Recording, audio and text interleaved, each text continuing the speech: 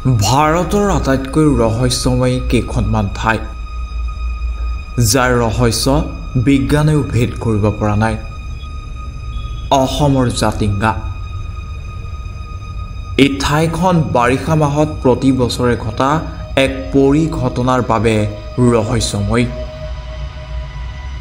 সূৰ্যাস্তৰ ঠিক পিছতেই ইয়াত শ শ পৰিভ্ৰমী চৰাই আত্মহত্যা কৰে।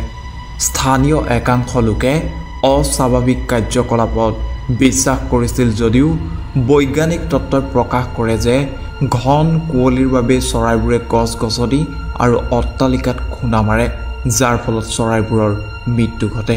কিন্তু এই চৰাইবোৰে ৰাতি কিয় উৰি যায় তাৰহে আজিলৈকে কোনো ব্যাখ্যা পোৱা নাই। ভাংগাৰ দুৰ্গ, ৰাজস্থান। লোকবিশ্বাস অনুসৰি ভাংগাৰ ৰাজকুমাৰীৰ প্ৰেমত পৰা এজন যাদুকৰে এই স্থানত এতিয়াও ৰাজকুমাৰীক ভাংগাৰ দুৰ্গত বিচাৰি ফুৰে। নিশা দুৰ্গটোত সোমাই নিৰুদ্দেশ হোৱা লোকৰো বহু কাহিনী আছে। সেই ভাংগাৰ দুৰ্গই ভাৰতৰ অন্যতম অলৌকিক শক্তিৰ স্থান হিচাপে স্বীকৃতি লাভ কৰিছে। দুৰ্গটোৰ বাহিৰত ভাৰতীয় প্ৰত্নতাত্ত্বিক জৰীপৰ এখন জাননী ফলকত পৰ্যটকক দুৰ্গত নিশা প্ৰৱেশ নিষিদ্ধ কৰা হৈছে। মহাৰাষ্ট্ৰৰ ছিংগাপুৰ। এই স্থানত ঘৰ দুৱাৰ, বিদ্যালয়, বেংক, থানা আদিত কোনো দুৱাৰ নাই। ইয়াৰ উপৰিও শনি ছিংগাপুৰ এনে এখন ঠাই য'ত আজিলৈ কোনো অপৰাধ সংঘটিত হোৱা নাই।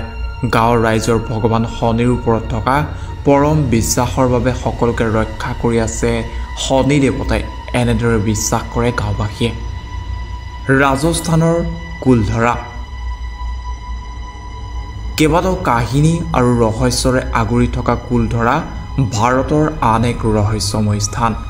এসময়ত 1500ৰো অধিক ব্ৰাহ্মণৰ বাসস্থান আছিল যদিও হঠাতে এৰাতি ভিতৰতে সমগ্ৰ যি গাঁওবাসী আছিল সেই গাঁওবাসীয়ে এই গাঁও এৰি অন্য স্থানলৈ গুচি গ'ল।